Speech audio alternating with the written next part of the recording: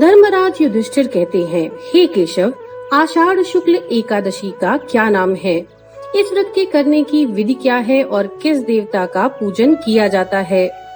श्री कृष्ण कहने लगे, हे युधिष्ठिर, जिस कथा को ब्रह्मा जी ने नारद जी से कहा था वही मैं तुमसे कहता हूँ। एक समय नारद जी ने ब्रह्मा जी से यही प्रश्न किया था। तब ब्रह्मा जी ने उत्तर दिया कि हे नारद, तुमने कलयुगी जीवों के उद्धार के लिए बहुत उत्तम प्रश्न किया है, क्योंकि देवशयनी एकादशी का व्रत सभी व्रतों में उत्तम है। इस व्रत को करने से सभी प्रकार के पाप नष्ट हो जाते हैं और जो मनुष्य इस व्रत को नहीं करते वे नरकगामी होते हैं। इस एकादशी का एक नाम पद्मा है। अब मैं तुमसे एक पौराणिक कथा कहता हूँ, तुम मन लगाकर सुनो। सूर्यवंश में मंधाता नाम का एक चक्रवर्ती राजा हुआ जो सत्यवादी और महान प्रतापी था। वह अपनी प्रजा का पुत्र की भांति पालन किया करता था। उसकी सारी प्रजा धन धान्य से भरपूर और सुखी थी। उसके राज्य में कभी अकाल नहीं पड़ता था। एक समय उस राजा के राज्य में 3 वर्ष तक वर्षा नहीं हुई और अकाल पड़ गया। प्रजा अन्न की कमी के कारण अत्यंत दुखी हो गई।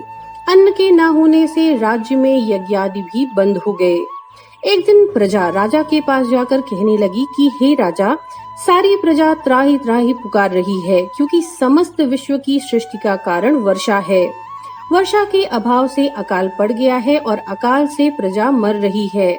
इसलिए हे राजन, कोई ऐसा उपाय बताइए जिससे प्रजा का कष्ट दूर हो। राजा मंधाता कहने लगे कि आप लोग ठीक कह रहे हैं, वर्षा से अन्न उत्पन्न होता है और आप लोग वर्षा न होने से अत्यंत दुखी हो गए हैं। मैं आप लोगों के दुखों को समझता हूँ। ऐसा कहकर राजा कुछ सेना साथ लेकर के वन की तरफ चल दिए।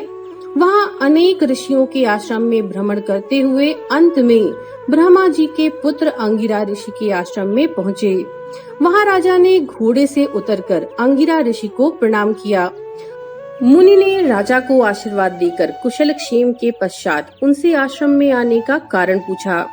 राजा ने हाथ जोड़कर विनीत भाव से कहा कि हे भगवान, सब प्रकार से धर्म पालन करने पर भी मेरे राज्य में अकाल पड़ गया है। इससे प्रजा अत्यंत दुखी है। राजा के पापों के प्रभाव से ही प्रजा को कष्ट होता है, ऐसा शास्त्रों में कहा गया है। जब मैं धर्मानुसार राज्य करता हूँ तो मेरे राज्य में अकाल कैसे पड़ गया, इसके कारण का पता मुझे अभी तक नहीं चल सका। अब मैं आपके पास इसी संदेह को निवृत्त कराने के लिए आया हूँ। कृपा करके मेरे संदेह को दूर कीजिए। साथ ही प्रजा के कष्ट को दूर करने का कोई उपाय बताइए। इतनी बात सुनकर ऋषि कहने लगे, हे राजन, यह सतयुग सब युगों में उत्तम है। इससे धर्म को चारों चरण में सम्मिलित है, अर्थात इस युग में धर्म की सबसे अधिक उन्नति है।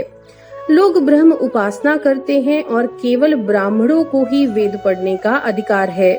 ब्राह्मण ही तपस्या करने का अधिकार रख सकते हैं, परंतु आपके राज्य में एक शूद्र तपस्या कर रहा है। इसी दोष के कारण आपके राज्य में वर्षा नहीं हो रही है। इसीलिए यदि आप प्रजा का भला चाहते हैं तो उस शूद्र का वध कर दीजिए। इस पर राजा कहने लगे कि महाराज, मैं उस निरापराध तपस्या करने वाले शूद्र को किस प्रकार मार सकता हूँ? आप इस दोष से छूटने का कोई दूसरा उपाय बताइए। तब ऋषि कहने लगे कि हे राजन, यदि तुम अन्य उपाय जानना चाहते हो तो सुनो। आषाढ़ मास के शुक्ल पक्ष की पद्मा नाम की एकादशी का विधि पूर्वक व्रत करो। व्रत के प्रभाव से तुम्हारे राज्य में वर्षा होगी और प्रजा सुख प्राप्त करेगी, क्योंकि ये एकादशी का व्रत सब सिद्धियों को देने वाला है और समस्त उपद्रवों को नाश करने वाला है। इस एकादशी का व्रत तुम प्रजा, सेवक तथा मंत्रियों के साथ करो। मुनि के इस वचन को सुनकर राजा अपने नगर को वापस आए और उन्होंने विधि पूर्वक देवशयनी एकादशी यानी पद्मा एकादशी का व्रत किया। उस व्रत के प्रभाव से वर्षा हुई और प्रजा को सुख मिला। अतः इस मास की एकादशी का व्रत सब मनुष्यों को करना चाहिए। ये व्रत इस लोक में भोग और परलोक में मुक्ति देने वाला होता है। इस कथा को पढ़ने और सुनने से मनुष्य के समस्त पाप नाश को प्राप्त हो जाते हैं। ये थी देवशयनी एकादशी या हरिशयनी एकादशी की व्रत कथा। नमो नारायण।